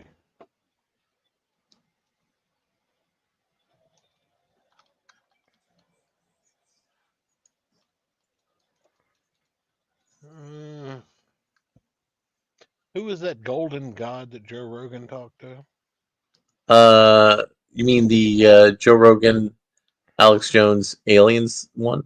No. When Joe Rogan talked to that, that cartoon golden god. Oh, I don't have that one on our clip list. Oh yeah. That would be what I'd pull up right now because it's about what I think about it. I'm just hold on. We've got a comment here. Oh, Devil Flyer in the chat. Hello. Yeah, Doing, buddy? nice. I want to say, and it's not a negative reflection on you, Larry. We are not presenting remote viewing in its best light to explain what it do. We are lay people. Remote viewing has the potential to be as useful and as potentially accurate as profiling, Yes. but people misunderstand what it's for and they think it's magic, much like profiling. Yes. They think you can But answer any question and get you the lottery numbers, and they can't do that. No. But here's a video we have on tap that is useful. Where do you think the contact with the aliens came from? When did that start? You know, I'm not going to get into it. I need to hear about aliens. I know you already know all this, Joe. Hold on a second. It's always. But I want to ask you this because I don't know. Oh, yeah, right. We're in contact with aliens. Like what kind of shit? Here's what's happening, because it's not just one group of aliens. What's the different groups? The big five. Okay, tell me what's going on. Let me begin. This is really, I'm telling you, Joe, this is a real deal. We're listening to you. Well, first off, elves is the main group. Okay. And they call them the elves. It's clockwork elves. I don't think you're allowed to say that anymore. There are bad things that look like elves that have horns when they show you who they really are. Damn. They're bad aliens. I'm with you. AI is alien. Like a robot? Yeah, they're like robots coming to kill you. Jesus Christ. The chimeras are alien. And there's a hive mind sort of thinking to a lot of this. They want the organs. I swear on my kids I told you the truth about that. I believe you. I believe you. They're coming after everybody. Jeez. It's a breakaway civilization, dude. We don't know what they've got. Joe, they're control freaks. Well, everybody's a That's why I'm control so freak. glad you're in the fight now. These guys are on stuff that like nobody even knows. What do you think they're on? Stuff they've been given. Okay. I understand what you're saying. You know, there's like armed guys with machine guns. That is a group of people that were obsessed with combat. About the most fearless killers there are. Do you think that's from their heritage of war? I mean, it's just like, it's mental illness, man. Yeah. That's a fact. Alex Jones is always on topic when it comes to these sorts of things. He is. Look, I don't think we're gonna ever get back to Power Rangers, which makes me sad. So I want to postulate that we should start a 40K tabletop. No, we are getting back to Power Rangers. They're rebooting Power Rangers. Yeah, but are we actually going to get to Power Rangers, the role-playing game? We're actually going to do that. I mean, the biggest problem with that is we lost people in that group. Yeah, Joe, we used to play 7 Days to Die like 8 people deep. We don't do that anymore, and it makes me sad. I mean, we can get those people back. We can get some of those Power Rangers back. I mean, Rangers do die in the heat of battle. It is true. It is true. So I think it's more we had a false start on our Power Rangers. Well, I mean, it was a good start, but the problem was syncing up all the content and everything. Basically, it's the fact that, we all have lives, and those lives are on opposite schedules, sometimes even opposite time zones. And sometimes they're on opposite schedules for a long-ass time.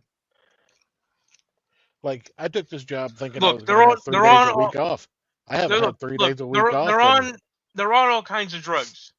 Stuff they've been given. I was given the drug of being told I was going to be off 3 days a week. I haven't been off 3 days a week in like 4 months. But then when I am off, I have another job that I have to do. But Church, tell us about your real anchor. I don't think you quite sound bitter enough. Robert Downey Jr. is going to ruin Secret Wars in the film. Yes, let's talk about that. Let's close out on that. So here's the cold, hard reality of the business, right? Robert Downey Jr.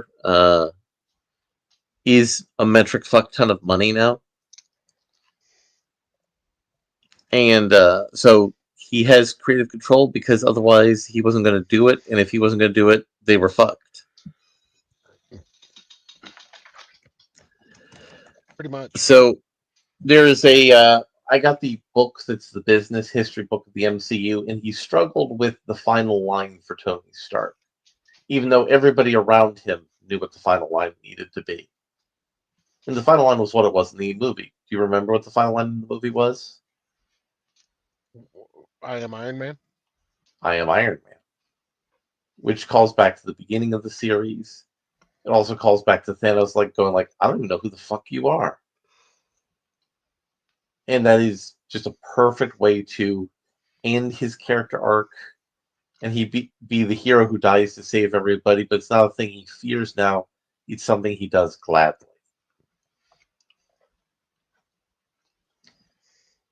So I'm not sure he's got the juice to be able to come up with this story. Also, him playing Doom, I just have issues with it. I don't think this is a good decision. Because even if he is Victor Von Doom, and he's like straight up the whole story of Doom as the weird Shakespearean talking Eastern European dictator with power armor and magic, I feel like everybody's just going to think it's Tony Stark. Well, everybody's going to think it's Tony Stark, and then you have the other implicit problem. Tony Stark is not Tony Stark. Mm-hmm. Tony Stark in film is Robert Downey Jr. redeeming himself as Robert Downey Jr. The reason he was able to be Tony Stark... Rune, you're wrong. Tony Stark isn't Robert Downey Jr. trying to reveal himself. Do you want to know who Tony Stark is in the MCU? I've got it right here. Mm-hmm. Okay. I'm up for visual aids. Are you Tony Stank? Yes, this is Tony Stank. You're in the right place. Thank you for that. Never dropping that, by the way. Table for one, Mr. Stank. Please, by the bathroom. Right. So here's what I'm getting at, though. More seriously, Robert Downey Jr. is the youth, although he's no longer the youth. He's become the establishment of Hollywood royalty. His father was Morton Downey Jr., who was Jerry Springer before Jerry Springer was a twinkle. Right? Well, Robert was actually his uncle, I thought. I thought he was his father, but either way, Robert Downey Jr. as a young actor was everywhere. He was prominent. He was doing things. He got into drugs in the party scene real hard, and he crashed. He crashed bad. He got clean for a bit. They let him out. He was on a show called Ally McBeal. Wasn't he supposed to be Ducky, though? From Line Before Time? No. Ducky from what? 16 Candles. Oh yes, he was supposed to be. Yes, he was, but he got high. Yeah, he got fucked up.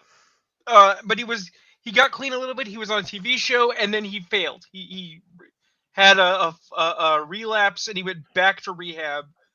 And he has finally gotten clean, and he did a couple of movies. He was building a repertoire. He's in the Black Dahlia movie. And Sherlock Holmes. Or no, not Black Dahlia. No, Zodiac. He also did Sherlock Holmes series. Right, so he was building up.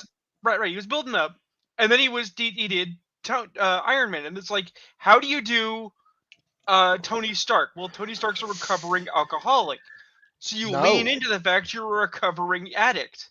To do it right, Tony Stark is an alcoholic who recovers midway. Right. But here's the thing.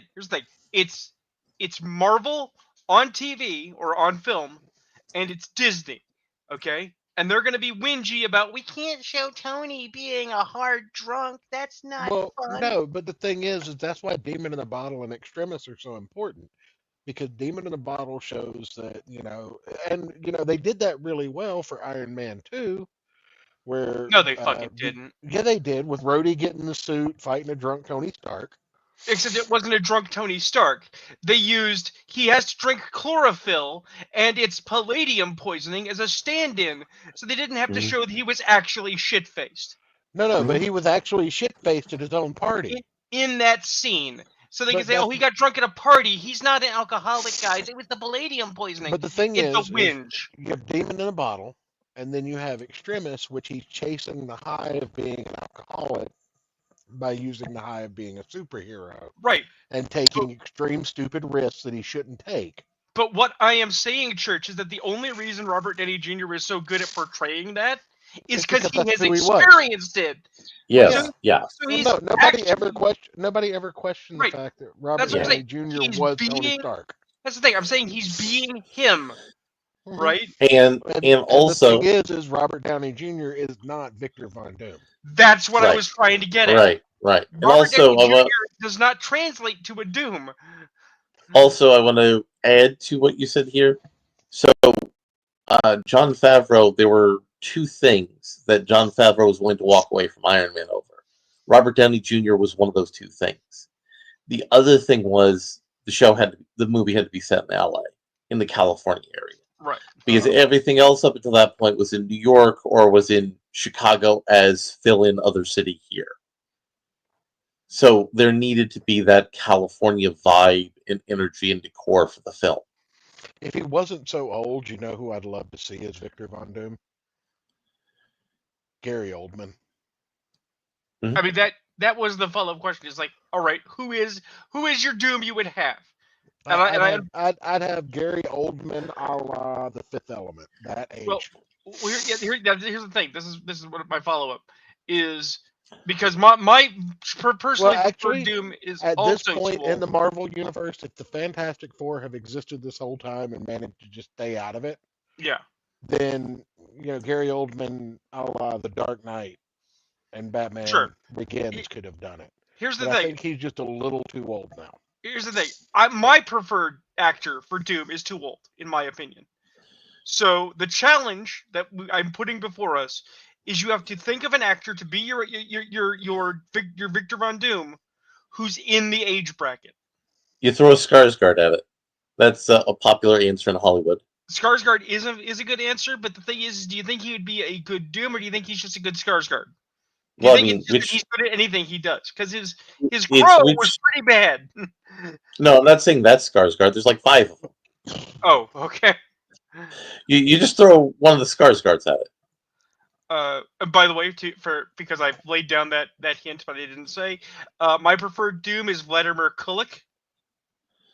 He was the actor that played Bunelvine in the 13th Warrior. He was in the series Vikings. He was in Ironclad. He was the voice of Ulfric Stormcloak in the Elder Scrolls, and he was on a TV show. He was the Beast on Angel, and he's in an episode of X-Files. He was born in the Czech Republic, but he lives in I want to say Canada now. Speaks good English, and he has the presence. He can convince me he's Doom, but he's 68. I think he's too old. But I would go with Alex Skarsgård, who is the older of the Skarsgård brothers. Alex Skarsgård, who you might know from such films as... Let me scroll down to the good ones. From such films as Battleship. Well, that's not a good one. The Giver. Well, that's not a good one. Zoolander 2. That's not a good one. Godzilla vs. Kong. That wasn't a good one. The Northman. He's been a good actor in a lot of bad things, which makes him perfect for doing an MCU movie. He's the guy that was in The Northman, which is who I thought you were talking about. Yep. His younger brother was the Crow. Well, more importantly, I thought he was also the guy in Nosferatu, but apparently not. That's another Skarsgård. It's a different Who I think could fucking do it? Who? Better Call Saul. Bob Odenkirk. Yeah, I could see that. I think he could fucking pull it off. As long as he's not being Saul when he does it. Well, of course not. Well, I mean, if you saw Better Call Saul, there's some parts of Better Call Saul where he is very Doom. No, I get that, but I'm just saying one of the things that I have seen relative to this generalized idea of laziness in Hollywood is actors who lean on successful performances across multiple roles, right? The very being the stock Ryan Reynolds character, right? RDJ being RDJ and being Tony Stark, while it's very good and we like it, is technically also very fucking lazy. The fact that Sam Jackson just has to walk into a room motherfuckerly and say motherfucker, and it's Sam Jackson also, has succeeded. Another one that actually won my respect by being able to pick up the mannerisms and reactions of another actor for a role. Joseph Gordon-Levitt. He could do it. He's a talented actor. Right. I mean, he picked up, he was Bruce Willis in, what was that fucking movie? I own it. I should know. Looper. Yep. A younger Bridges could probably pull it off, but I think he might chew the scenery a little too much, which is saying a lot for Doctor Doom. Mm-hmm. But I pitched an idea on the private back channel chat, and I want to bring it up to you now that you're here because I didn't see your response to it. Is what if we pick a comic book thing that is widely considered popular, that we don't like, that there could be one side versus the other? Like how Rune and I both mentioned we don't care for Daredevil. Wait, you And don't care for Daredevil, the TV show, or the character? the character What and the the fuck? TV show. Yes. What's wrong with you guys? Here's the important thing. We don't dislike it for the same reasons. We dislike it for different reasons. Yes. And more importantly, we don't think the idea is bad. We think the fundamental DNA they put in the idea was bad. Well, obviously not, because you dislike it for different reasons. So Well, I mean, one of you DNA have a lot of things. Our criticisms are about execution, and how we interpret that execution can be different. Execution in what? There's been hundreds of Daredevil stories. Some of them have been dog shit. I can admit that, but Right. That's the thing. You go first, Fred. Okay, so Daredevil is what we're talking about? Yeah. Okay. Quite frankly, while I understand that you cannot escape the Catholic imagery, okay, I think that Daredevil is at his best when he is a boxer's son of boxer, when it is a boxing story, when it is about Daredevil's never a boxing story. It is. No. It absolutely is. Never was a boxing story. Look, you asked me my why. No, I understand. I'm just go ahead and say. I'm just letting you know from the get-go that I wholeheartedly disagree that it was ever a boxing story. You are welcome. His dad was a boxer. Right. That that's doesn't part mean of he it. ever was. Right. No, but what Rune's making the argument that it's a boxing metaphor, right? Like, you know, how about like life's the boxing ring. Right. And in his war against crime is boxing. It's a metaphor. It's about Matt getting in the ring, which is whatever the problem is, be it the courtroom or the street, and blind. Even fuck superpowers for a minute. He's a blind man fighting for justice against all odds, without fear, no matter how many times he gets hit, knocked down, kicked the shit out of, because it's the right thing to do. Those are the best Daredevil stories. When they try to layer it with the Catholic guilt, with the Catholic crusade, with the responsibility, with the Jesus metaphors, when they try to make him the Red Angel, it is preachy in a literal format. It is bland and it is uninteresting. And it actually undermines all the other stupid shit that's in Daredevil 2. So when it's Daredevil is also a ninja, Daredevil also fights ninjas, Daredevil has also died and literally come back from death. It's like, why? Why all of this? Daredevil has become so diverse as a concept that Matt Murdock is barely a person so much as a vehicle for nonsense. So let me approach that twofold. Initially, I was just going to be an asshole and say, okay, so you hate Spider-Man, Batman, Superman, the Justice League, and the X-Men because all of those things apply to those characters. But I'm not going to do that. I'm not going to blanket this by saying that, you know, those are just all tropes that are heavily overused and misused by piss poor authors. Which I'll totally cop to. Like, tropes can be abused. Done. So, what I will say is in order to have this conversation, you have to have a baseline. Right. And if I had to give Daredevil a baseline, I would say the Man Without Fear run, those 12 issues, where, if I'm not mistaken, those are the ones where you basically get the origin, the hard cut of who and what Daredevil is without a lot of fluff. Daredevil. Because the original origin comic was very sparse. Yeah. Let me, and I'm actually gonna go through and we're gonna look. But do you think this is a good idea to maybe do like in a more planned out and prepared way for the show like next week? Oh yeah, but I wanna finish this one out. Okay, so Man Without Fear was a 5-part series in 1993, and of course it was Frank Miller and John Romita Jr. So of course it was good. Um, the synopsis. Shut up, Larry. No, I was yawning. I was yawning. I was yawning. And this was before Frank and John Romita Jr. both became hacks. Yes, 93. Of course it was. They were still trying to make money. Matt Yes. Murdock, raised by a single father, an over-the-hill prize fighter with one last chance to make it good, a chance that cost him his life, taunted and tormented by children. While growing up, Matt's life was irrevocably altered as he was blinded by radioactive materials while saving the life of an old man. The payoff: an unbreakable will and a keen intelligence, helping focus super senses he was blessed with during the accident. His story is one of love, pain, disappointment, and He strength. he also helped make 4 Ninja Turtles and a Ninja Rat too. Don't forget that part. He did. He did. So I would say you have to take something when we're doing this, and I would say that the person who is against the general idea gets to pick that something, because the person who's against the general idea has to have the conviction to back it up.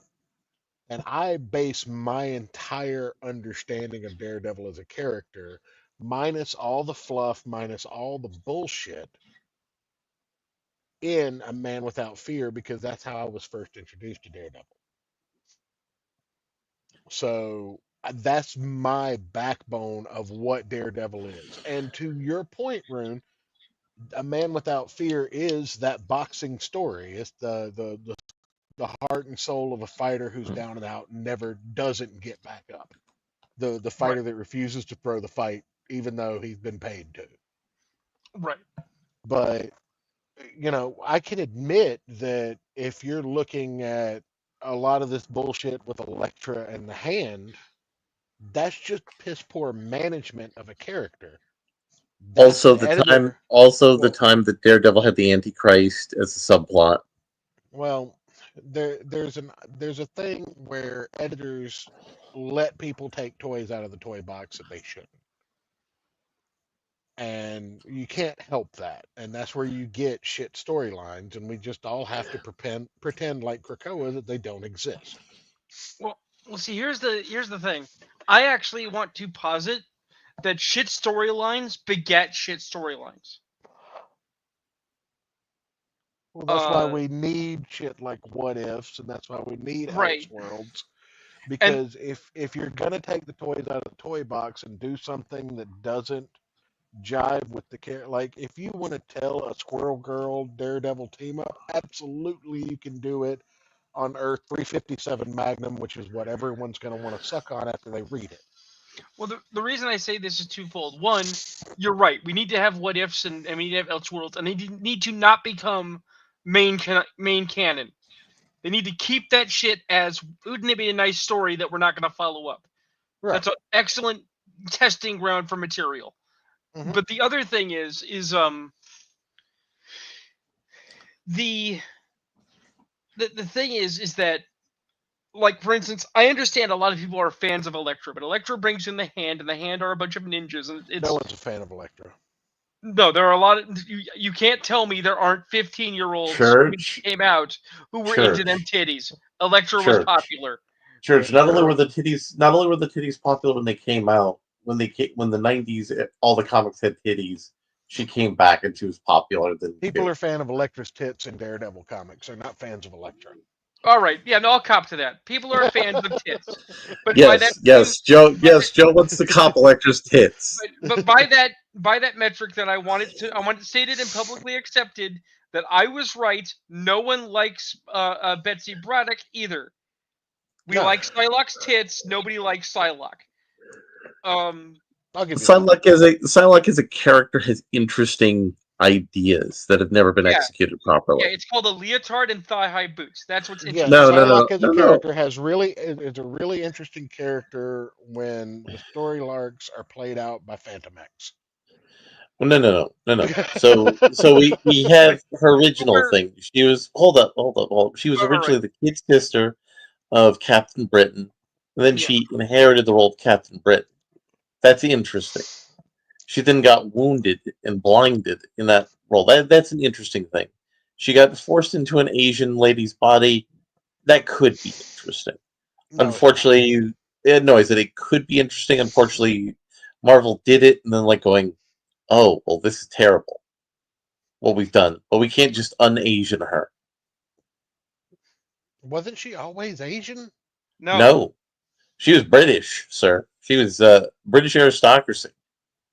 Elizabeth Betsy Braddock. Larry, they're Asian people who are not indigenous, but who are natural citizens of Britain. No, it's. But they're not part of the aristocracy, Church. It's like that time that Frank Castle was black. It is literally a terrible storyline Marvel did. But that brings us back to our actual subject because we're getting into the weeds. What I'm saying is that Daredevil fighting ninjas maybe once could be fun as a lark, but the Hand becoming one of his pernicious ongoing enemies when really he should be focusing on fighting the Kingpin, right? Well, and that's what I was going to say. The Kingpin hiring the Hand, that's something that could be done. Because once. Okay, I can't hire street thugs to take out this red-suited fucking circus freak. Right. Who has kicked the shit out of the best thugs I've ever sent at him. But it has going to hire a group of assassins to try and take him out. But then Matt Murdock gets his ass kicked and has to go to a Luke Cage and a Jessica Jones and a Iron Fist for help. Right. And you bring back the Defenders. But it has become this tumorous add-on to Daredevil that the Hand are after him, at least for honorable evil, but also because they have mysteries and conspiracies and intents, right? Yeah, that's just bad. But I mean, Rune, why is Batman a ninja? Right, but that's what I'm saying. Batman shouldn't be a ninja either. Hold up. The racial thing is also bad. Also, why does the Shadow have Eastern mysticism powers? No. The Shadow having Eastern mysticism powers makes sense. Because that's where he got his powers from. No. My point is these things are added on to street level heroes because the writers. Because the Yellow Peril in the pulp comics. No. These things are added to street level characters because the authors don't feel confident enough to write street level stories. Well, it's absolutely a holdover from Yellow Peril in pulp level comics. But you're both getting into the weeds because this is not actually my point. I'm only trying to establish that it exists, and here's an example. All right? Because the actual point is that when bad story ideas like those get forced into a comic that is not built for them, and then they become standards, they're here for a long time. Okay, this opens the door for things like the Mark Waid run of Daredevil, where now we have Daredevil swinging by and some kid says, "Look, mommy, red Batman." That's not just snark. That's not just disrespect to the character. That is something that they have endowed. They said, yeah, no, we're going to make Daredevil red Batman to all things because all street-level vigilantes that are darker in Marvel are actually just Batman with the serial numbers filed off, which isn't true. Yeah, Daredevil doesn't drive; he's blind. Well, in matter of point, he could because apparently he can see, but not really. But he can wear like a sound helmet. No, do you think he could get like a sonar that shot out from the front of the car that would allow him to drive? That would actually be brilliant. But here's the thing. I'm gonna do an old cut. Larry has heard me talk about this movie before. You got literally 1 minute to close this out before. Oh, you'll love this. We're leaving. No. What we do is we riff Rutger Hauer from the movie Blind Fury. You put Matt in a situation where he has to drive, and he's driving through traffic and scaring the shit out of people. And he's like, "Oh, this is easy. I should get my license back." Fantastic. You know, there's a rapper in South Carolina called Blind Fury. I did not. He's blind.